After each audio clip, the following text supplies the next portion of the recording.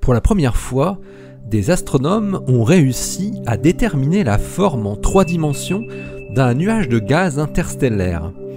Cette reconstruction, fondée sur une méthode inédite, permet en outre de comprendre pourquoi ce nuage d'hydrogène moléculaire n'a pas produit d'étoiles jusqu'à aujourd'hui. Ça se passe là-haut, par Eric Simon.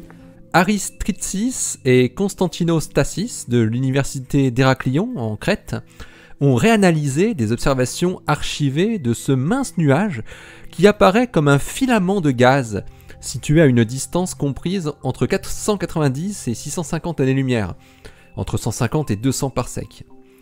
Les 2 astronomes montrent dans leur article que publie cette semaine le journal Science que ce qui nous apparaît comme un filament longiligne de 26 années-lumière est en fait une feuille épaisse vue par la tranche, qui s'étend sur 20 années-lumière dans la profondeur.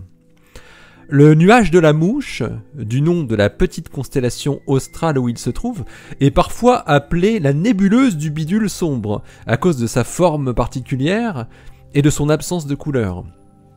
Il s'agit d'un nuage de gaz moléculaire, un mélange de dihydrogène et de poussière, où les étoiles se forment classiquement. Sa forme a longtemps posé question aux spécialistes. S'il était vraiment de forme cylindrique, sa densité aurait dû être suffisamment élevée pour que des étoiles y naissent. Or, aucune étoile ne s'y est formée. Dans le but de comprendre ce qui se passe avec la nébuleuse du bidule sombre, les astronomes grecs ont exploité un phénomène peu commun, l'observation dans l'infrarouge lointain avec le télescope spatial Herschel de striations dans le gaz du nuage, qui apparaissent pour la plupart orthogonales à la direction du filament cylindrique tel qu'on le voit. D'après les astrophysiciens, la formation de striations implique l'excitation d'ondes magnéto-acoustiques rapides, des ondes de pression magnétique ou magnéto-hydrodynamique longitudinales, un peu similaires à des ondes acoustiques, mais produites par le champ magnétique. Ces ondes compriment le gaz et forment des structures ordonnées parallèles aux lignes de champ magnétique. Ces ondes se propagent ensuite dans le nuage et rebondissent sur ses bords, laissant apparaître un nuage qui vibre entièrement sous l'effet des champs magnétiques. Et la fréquence des ondes, qui est déduite des striations, fournit une information clé sur la taille et la forme de l'objet dans lequel elles évoluent, dans tout son volume.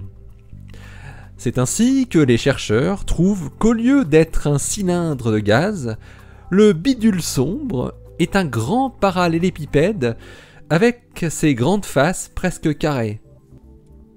Et cette forme, déterminée pour la première fois en 3D, explique tout de suite pourquoi le nuage de la Mouche n'a pas produit d'étoiles et n'en produira pas avant 10 millions d'années d'après les chercheurs. Il n'est tout simplement pas suffisamment dense. Le nuage de la Mouche va maintenant servir de référence pour appliquer cette méthode inédite de sismologie magnéto-hydrodynamique à d'autres nuages de gaz du même type, à la recherche des mystères de la formation des étoiles par la géométrie de leur berceau.